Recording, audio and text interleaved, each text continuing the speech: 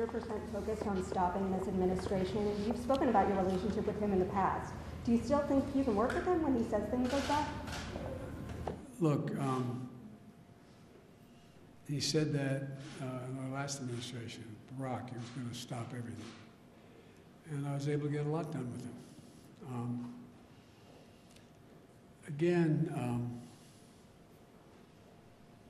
Look,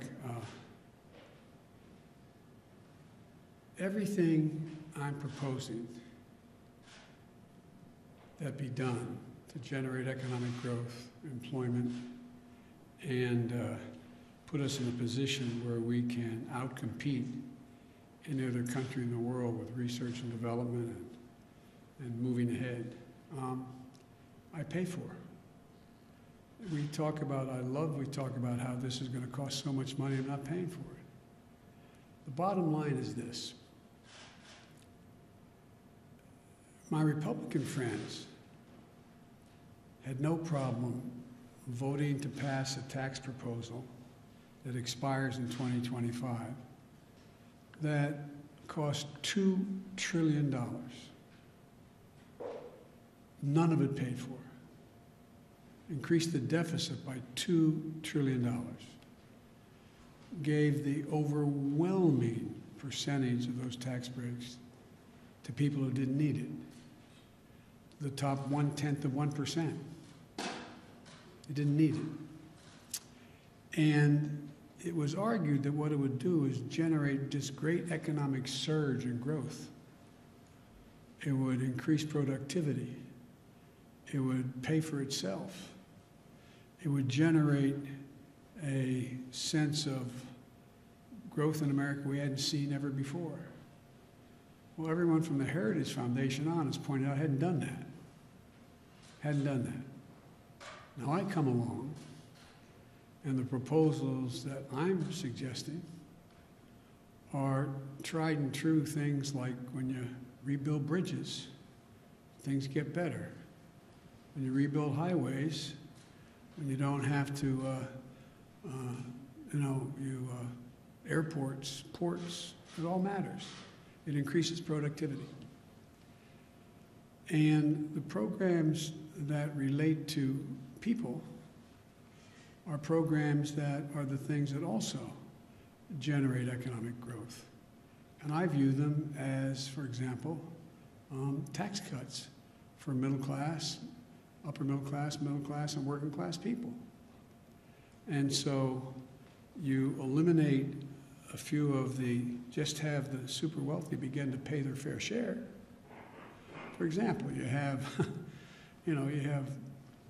think it's 35 or 30 corporations didn't pay a single solitary penny last year in the Fortune 500 companies. They made $400 billion. They paid no taxes. How can that make any sense?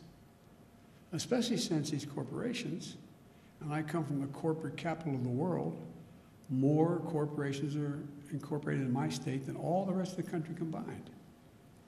If you notice, corporations aren't investing any money in research and development. Somewhere, what's most of it going to? Buying back their own stock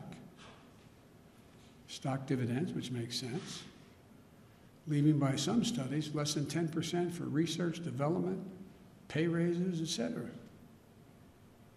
Used to be that not too long ago, for example, during the Bush administration, the tax rate for the very wealthy making well over millions of dollars was 39.6%. It's now 37%. Just raised it back to what it was before.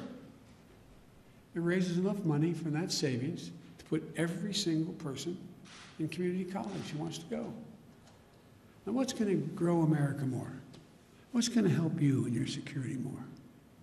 The super wealthy having to pay 3.9% less tax, or have an entire generation of Americans having associate degrees. That's why all the economists, even on Wall Street, are pointing out, guess what?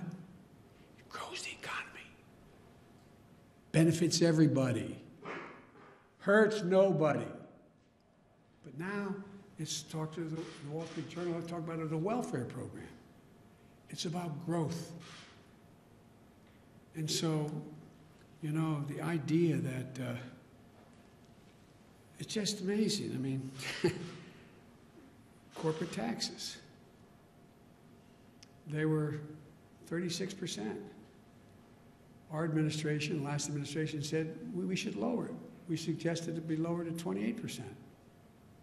Well, it's got lowered to 20%, or 21%. Show me something that's benefited. What's happened? Show me where the growth is. What's it being invested in? Yes.